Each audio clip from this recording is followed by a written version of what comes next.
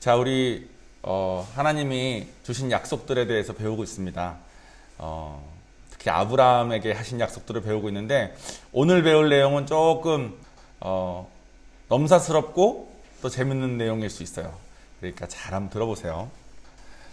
제가 말씀드릴 때 하나님께서 아브라함을 다루시는 모습이 지금의 우리랑 참 비슷하다고 말씀드렸습니다. 여러분들이 왜 하나님이 여러분을 불러주셨는지 우리가 모른다 그랬어요. 저는 할머니가 기도해 주셔서 불러주신 줄 알았는데, 할머니가 기도를 진짜 많이 했는데도 돌아오지 않는, 하나님을 믿지 않는 손자들이 너무 많더라고. 제 아내는 자기가 너무 불쌍해서 하나님께서 자기를 불러주신 것 같다고 생각하고 있었는데, 이 세상에 불쌍한 사람들이 너무 많은데 아직 안 불러준 사람이 너무 많더라고요. 그러니까 우리는 이런저런 우리 나름의 이유는 있지만 하나님이 왜 불러주셨는지 몰라요. 아브라함도 마찬가지입니다. 우상을 만들던 자의 아들로 태어나서 그냥 살던 사람인데 하나님이 그냥 부르셨어요. 그렇게 부르셔서 하나님이 뭘 요구하셨냐면 일단 떠나라 그랬습니다. 원래 살던 삶을 떠나라. 우리도 다 예전에 만나던 친구분들, 예전에 즐겨 마시던 것들, 이런 것들이 점점 떠난 삶을 다들 우리가 살게 되지 않습니까? 저는 떠날 땐 참 괴로웠지만 지금 생각하면 참 은혜인 것 같습니다. 떠나서 하나님을 예배드리고 또 자기의 욕심이 아니라 남을 섬겼을 때, 아브라함이 조카 롯을 섬겼을 때 하나님이 축복하셨고, 우리도 마찬가지죠. 나나 하고 살지 않고 주변 사람을 섬기고 할 때 하나님께서 축복하시고, 또 내가 가지고 있는 소유물이 내 거가 아니라 다 하나님 건데 하나님 주신 거라는 걸 인정하고,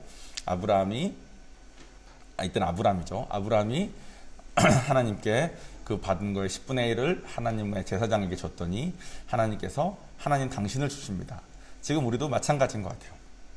그리고 지난주에는 그런 얘기도 했습니다. 하나님께서 언약을 하실 때 400년 동안의 고난을 미리 약속하세요. 그리고 실제로 이스라엘 백성들이 400년 동안의 고난을 받습니다. 근데 아니 언약이고 축복하려면 그냥 축복하지 왜 고난은 굳이 주냐 라고 생각을 하는데, 지난주 제가 말씀드린 것처럼 우리는 하나님 말씀을 배우는 것만으로 배운 대로 살 수만 있으면 너무 좋겠는데 우리가 말을 잘 안 들어요. 저만 해도 선교사니 뭐니 다 필요 없더라고요. 말씀을 통해서 뭘 배우고 해도 그게 내 삶과 연결되기가 참 어렵습니다. 근데 하나님은 우리가 너무 잘 되길 원하시니까 고난을 통해서라도, 제가 제 마음대로 살았더니 주변 사람들과의 관계가 자꾸 망가지고 저의 삶이 자꾸 정말 안 좋아지는 것을 보면 볼수록 이런 고난을 통해서 비로소 하나님께서 시키시는 대로 해야만 되는구나가 조금 느껴지는 것처럼, 하나님은 우리를 너무나도 사랑하시기 때문에 친히 가르치시고, 못 배우고 마음대로 살면 고난을 허락해서라도 우리가 자발적으로 하나님을 선택하기를 간절히 기다리시는 분이십니다.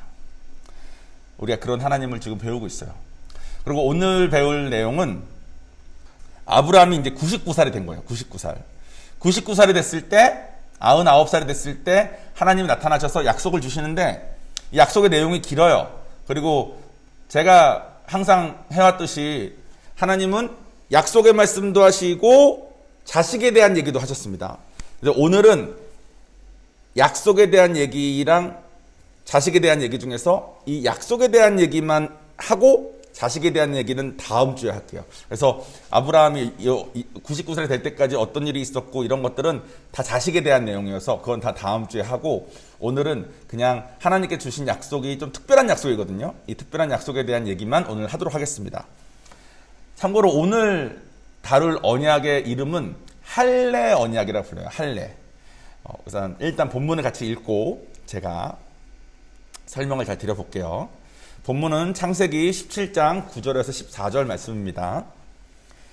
하나님이 또 아브라함에게 이르시되 그런즉 너는 내 언약을 지키고 내 후손도 대대로 지키라. 너희 중 남자는 다 할례를 받으라. 이것이 나와 너희와 너희 후손 사이에 지킬 내 언약이니라. 너희는 포피를 베어라. 이것이 나와 너희 사이의 언약의 표징이니라. 너희의 대대로 모든 남자는 집에서 난 자나 또는 너희 자손이 아니라 이방 사람에게서 돈으로 산 자를 막론하고 난 지 8일 만에 할례를 받을 것이다. 너희 집에서 난 자든지 너희 돈으로 산 자든지 할례를 받아야 하리니 이에 내 언약이 너희 살에 있어 영원한 언약이 되려니와 할례를 받지 아니한 남자 곧 그 포피를 베지 아니한 자는 백성 중에서 끊어지리니 그가 내 언약을 배반하였음이니라. 아멘. 여기서 할례는 요즘 말로 하면 포경수술 말하는 겁니다. 포경수술. 하나님께서 됐든 난데없이 포경수술 하라는 말씀을 하시는 장면을 이제 오늘 배우는 거예요. 9절에 하나님이 또 아브라함에게 이르시되, 제가 자손에 대한 얘기는 다음 주에 한다 그랬죠. 자손에 대한 얘기를 하면서 이 아브라함이 아브라함으로 이름이 바뀌었어요. 이건 다음 주에 제가 설명을 드릴게요. 아브라함에게 이르시되 그런즉 너는 내 언약을 지키고 내 후손도 대대로 지키라. 이게 무슨 말이냐면 하나님께서 아브라함한테 내가 너한테 자식을 티끌보다 많게 한다고 했지, 모든 별들보다 많게 한다고 했지, 그 모든 자손들이 내 언약을 지켜야만 돼 라고 말씀하시는 거예요. 그 다음에 10절에 너희 중 남자는 다 할례를 받으라. 이것이 나와 너희와 너희 후손 사이에 지킬 내 언약이니라. 즉 아까 제가 말씀드린 것처럼 남자는 다 포경수술을 받으라라고 한 거예요. 너희는 포피를 베어라. 이게 뭐 포경수술의 정확한 내용을 말하는 겁니다. 포피를 베어내는 거, 살 끝을 잘라내는 거예요. 이것이 너희와 나와 너희 사이의 언약의 표징이니라. 표징은 뭐냐면 증거를 남겨놓는다는 거예요. 이게 증거다. 이게 너와 나와의 사이의 언약이라는 증거다. 라면서 너희의 대대로 모든 남자는 집에서 난 자나 또는 너희 자손이 아니라 이방 사람에게서 돈으로 산 자를 막론하고, 즉 이방인이건 뭐 피 상관없이 너희 가족이면, 종으로 산 사람이라도 다 너희 가족이면 태어난 지 8일 만에, 태어난 지 8일, 이 사람이 태어난 다음에, 그 아이가 태어난 다음에 8일째 됐을 때 포경수술을 하라는 거예요. 너희 집에서 난 자든지 너희 돈으로 산 자든지 할례를 받아야 하리니 이에 내 언약이 너희 살에 있어 영원한 언약이 되려니와. 이게 뭐냐면 내 약속이 너의 살에 남아있다는 거예요. 아까 그 표징처럼 너희 살에, 이걸 한번 잘라내면, 여러분 포경수술에서 앞에 걸 잘라내면 복구가 안 됩니다. 포경수술 받은 사람은 포경수술 받기 전의 모습으로 돌아갈 수가 없어요. 그러니까 몸에 증거가 남는 거죠.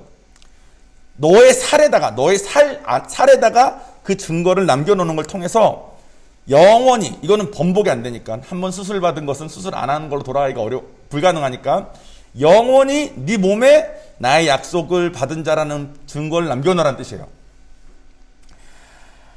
할례를 받지 아니한 남자 곧 그 포피를 베지 아니한 자는 내 백성 중에서 끊어지리니, 포경수술을 하지 않고 몸에 그 증거를 남기지 않은 사람, 끊어지리니 그가 내 언약을 배반하였습니다 하셨습니다. 이것에 대한 이거 오해도 너무 많고요. 할례에 대해서 사람들의 말이 되게 많은데 오늘 그것들을 조금 정리하면서 하나님이 이래서 이렇게 주신 거구나라는 것을 잘 붙드시는 오늘 예배가 됐으면 좋겠습니다. 예전에는 8일 만에 수술 받았잖아요. 당시에는 뭐 수술 칼이 있는 것도 아니고 어떻게 했냐면 그 아버지가 그 아들의 그 표피를, 칼이 없으니까 돌로 잘랐답니다. 돌을 좀 날카롭게 만들어서 돌로 그 살을 잘랐대요. 마취도 없고 뭐 아무것도 없어. 돌이면 얼마나 흙이랑 막 이게 많겠습니까? 아무리 깨끗하게 해도, 그죠? 자르다가 돌가루가 이렇게 할 수도 있고. 그러니까 그렇게 했대요. 그래서 제가 이제 그 아버지가 없으면 엄마라도 해서 반드시 잘랐답니다. 그래서 제가 예전에 미국에 있을 때 한 유태인을 만나서 이거 좀 친해진 적이 있었는데, 그 유태인하고 얘기하다가, 야, 너네가 유태인이긴 유태인인데 우리가 너네가 유태인인지 어떻게 아냐? 이렇게 물어보니까 얘가 하는 말이 뭐냐면, 자기들끼리 유태인인지 아닌지 서로 해서 만났을 때 너 유태인이야 아니야? 했을 때 나 유태인이야 하면서 아주 자연스럽게 바지를 그냥 벗었대요. 나는 돌아갈 수 없는 그 흉터가 내 몸에 있어. 이렇게 바지를 벗어버렸대요. 제가 요한이 났을 때, 요한이 이제 포경수술을 시켜주고 싶어서 요한이를 정확히 8일째 했거든요. 일부러 8일째를 한 건 아니지만 어쨌든 하다 보니까 8일째가 됐었습니다. 근데 8일째 할 때 너무 두려운 거예요.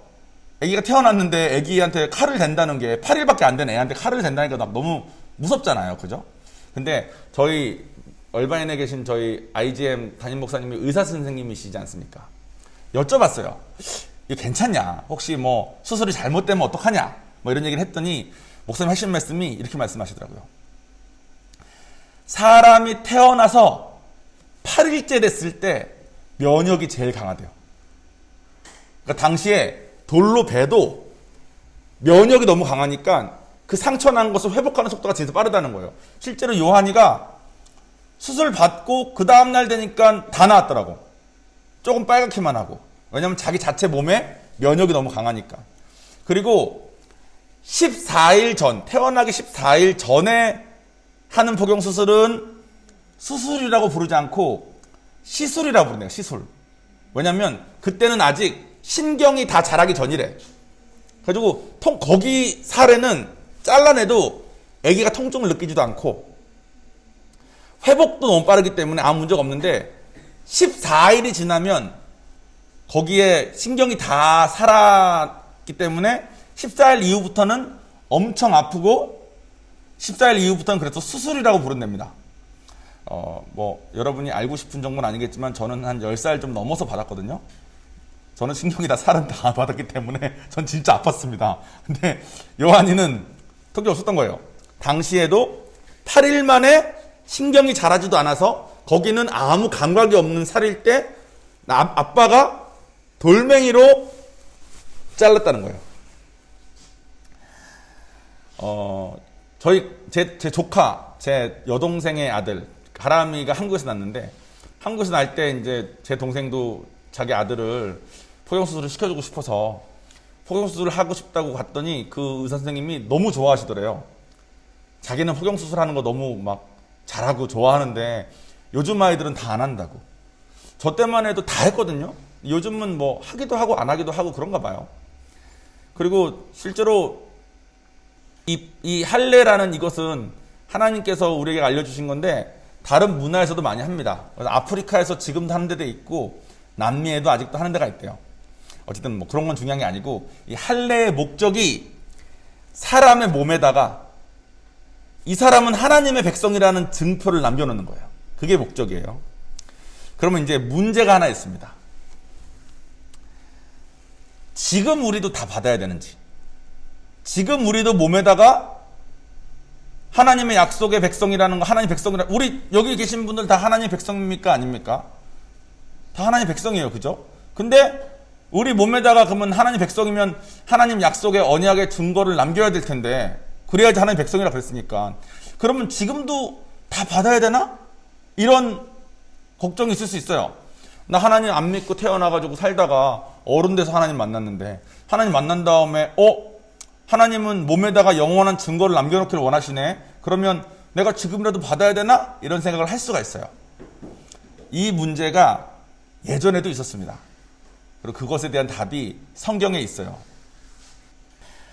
사도 바울이 이방인들을 막 전도하면서 이방인들은 태어나자마자 8일 만에 사람들이 아니니까 이방인들을 전도한다면 이방인들이 이제 물어본 거예요. 또 기존에 믿던 유태인들이 저 사람들은 이방인들이니까 이제 하나님 만났으면 하나님 백성 됐으면 지금이라도 몸을 잘라서 증거를 남겨야 되는 거 아니냐라고 말을 한 거예요. 근데 그때 바울이 뭐라 그랬냐면 이렇게 말했습니다. 제가 슬라이드 로마서에 오직 이 면적 유대인이 유대인이며 할례는 마음에 할지니 할례를 마음에 하라는 거예요. 영에 있고 율법 조문에 있지 아니한 것이라 그 칭찬이 사람에게서가 아니야 다만 하나님에게서라 선이라 라고 말씀하셨고 할례를 마음에 하라는 거예요. 몸에다 하는 게 아니라. 골로새서에도 보면 또 그 안에서 너희가 손으로 하지 아니한 할례를 받았으니 그러니까 손으로 자르는 할례가 아니라 손으로 안 하는 할례 받았으니 곧 육의 몸을 벗는 것이요 그리스도의 할례니라 라고 말했습니다. 이게 무슨 말이냐면 몸에다가 할례를 받으라는 게 아니라 마음의 할례를 받으라는 거예요. 자, 여러분 하나님은 당신의 백성이기를 원하시고 당신의 백성이라면 지워질 수 없는 번복될 수 없는 증거를 몸에 남기기를 원하십니다. 그리고 예전에는 그것을 할례라고 남자의 포피를 자르는 걸로 그 증거를 남겼어요. 수술을 한번 받은 사람은 절대 수술받기 전으로 돌아갈 수 없습니다. 한 번은 끝이에요. 근데 예수님이 오신 다음에는 이제 더 이상 그 몸을 자르는 걸 하지 말고 마음에다 하래. 마음에다 하는 할례는 뭘까요, 여러분? 마음에다 하는 할례는 뭐길래 한 번 받으면 없어지지 않고, 그게 없으면 하나님의 백성이 아니고, 뭘까요, 여러분? 혹시 생각나는 거 있어요? 뭘 하면 마음의 할례를 받는 걸까요? 뭘 하면 포피를 잘라낸 것처럼 한 번 나에게 받으면 없어지지 않기 때문에 하나님도 나 자신도 내 몸에 있는 그것 때문에 나는 하나님 백성이구나, 이거는 이제 바뀔 수가 없구나라고 할 수 있을까요? 여기 보면 육의 몸을 벗는 것이요라고 했습니다. 할례는 포피를 잘라내는 거잖아요. 마음의 할례는 육의 몸을 벗는 거래요. 이건 뭐냐면 내가 죄인인 걸 인정하고 예전에 세상에 있었던 나의 삶을 잘라버린다는 겁니다. 어디서 많이 들어보셨던 얘기 아닙니까? 내 몸의 일부를 잘라내는 거, 혹은 나의 의로움을 잘라내는 거, 나의 세상의 욕심들을 잘라내는 거, 그런 것을 통해서 몸에 새긴대요. 몸에 새겨진대. 마치 돌판에 글자에 새긴 것처럼 내 몸에다가 번복될 수 없는 증거를 남기는데, 제가 인카운터 때 자주 강조하는 얘기로 우리가 인치심을 받았다는 표현 많이 하지 않습니까? 여러분 많이 들어본 것 같지 않습니까? 마음의 할례는 여러분, 내가 죄인인 걸 인정해서 나의 의로움을 잘라내고 내 몸에 번복될 수 없는 성령을 받음으로써 나는 하나님의 백성인 것을 하나님도 나도 인정할 수밖에 없는 삶을 사는 것이 마음의 할례입니다. 그래서 지금 우리는 육의 할례는 받을 필요가 없어요. 물론 저는 한국 사람이기 때문에 제가 태어날 때는 모두가 다 포경수술을 받는 문화에 살았습니다. 행여나 목욕탕에 갔다가 받지 않은 아이들이 있으면 놀림받고 했었어요. 그래서 나이가 좀 들은 다음에도 받고도 하고 막 그랬었는데, 지금은 뭐 솔직히 받아도 되고 안 받아도 됩니다. 다만 우리는 이거는 기억해야 되는 거예요.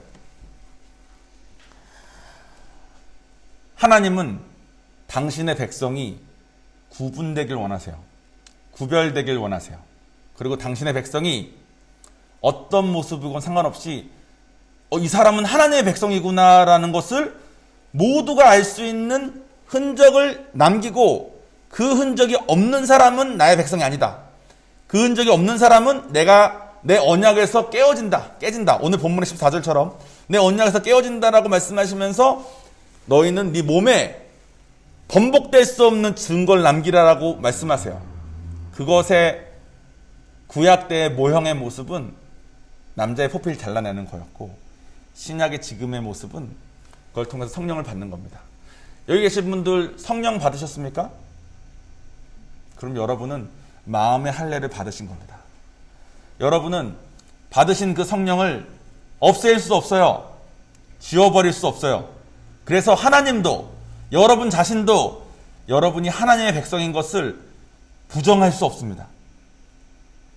그리고 그 성령의 힘을 힘입어서 우리가 하나님의 백성답게, 여러분 하나님이 우리 인간에게 하시는 모든 것의 목적은 우리의 죄를 구속하시는 겁니다. 즉 우리가 성령을 받는 것도, 우리가 할례를 받는 것도 내가 하나님으로부터 죄사함을 받는 존재로 내가 가겠다라는 것을 인정하는 거예요. 그러니까 여러분, 성령 받는다는 것은 받았으니까 나 이제 천국 가네 로 끝나면 절대 안 되고, 내가 성령을 받은, 번복될 수 없는, 내가 성령 받은 것을 내가 인지하니까, 부정할 수가 없으니까 나는 그러면 하나님의 백성이구나. 그러니 나는 이제 세상의 기준에 따라 사는 것이 아니라 하나님의 기준에 따라서 살아야 되는 사람으로 바뀌었구나. 내 마음, 돌판에 글을 새기듯 구약시대 때 포피를 잘라냈듯 지금 나의 마음에 번복될 수 없는 인이 쳐졌구나. 그러니까 나는 이제 하나님의 백성으로 살아야 되는구나를 여러분이 붙잡으셔야 돼요. 그것이 할례 언약입니다. 구약 때 주신 언약이 지금은 의미가 없는 것이 아니라 구약에 주신 언약을 통해서 지금 여러분에게 일어난 그 일이 어떤 의미인지 여러분이 잘 붙잡으셔야 돼요. 지금 우리는 할례를 받았다는 것을 통해서 하나님의 성품을 알고 그 할례랑 같은 목적의 마음의 할례인 성령까지 받았으니까 우리가 이제 하나님 백성으로 살아야 된다는 걸 알고 이걸 믿는데도 너무 어렵지만, 당시 아브라함은 남자의 포피를 왜 잘라야 되는지 전혀 이해하지 못했을 겁니다. 근데 주님의 백성이 되기 위해서, 특히 유월절을 드리기 위해서는 반드시 포피를 모두가 다 자르게 하고, 지금 자르지 않고 쳐들어가면 엄청난 이익을 취할 수 있을 때에도 하나님의 감동이 있을 때 이스라엘의 모든 남자 다 성인이었을 때 광야에서 나온 직후에 포피를 다 잘라냈어요. 여러분, 제가 열 몇 살 때 포피를 잘랐을 때도 한 2주 동안은 걷기가 불편했었습니다. 어른이 자르면 얼마나 아픈지 아십니까, 여러분? 당시에는 마취 주사도 없었을 테니까 그냥 광야에서 돌로 그냥 잘랐을 거거든요. 도저히 이해하기가 어려웠을 겁니다, 당시 이스라엘 백성들은.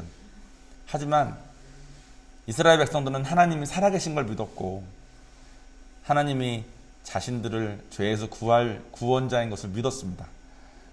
우리는 구약을 통해서 하나님의 성품도 알고 이제 육의 할례가 아니라 마음의 할례도 이미 받은 자가 됐으니 아브라함보다는 훨씬 더 신앙생활 하기가 쉬운 입장 아닙니까? 다 아니까, 그죠? 우리 믿음의 선배들이 간 것도 보이고 다 아니까.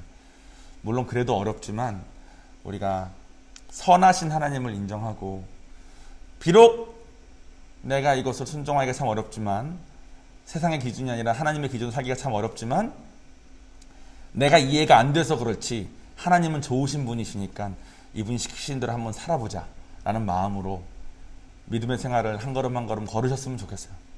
아브라함이 이렇게 어려운데도 그 믿음의 삶을 걸었더니 어떤 삶을 살게 되었는지를 우리가 성경을 통해서 요즘 배우고 있지 않습니까?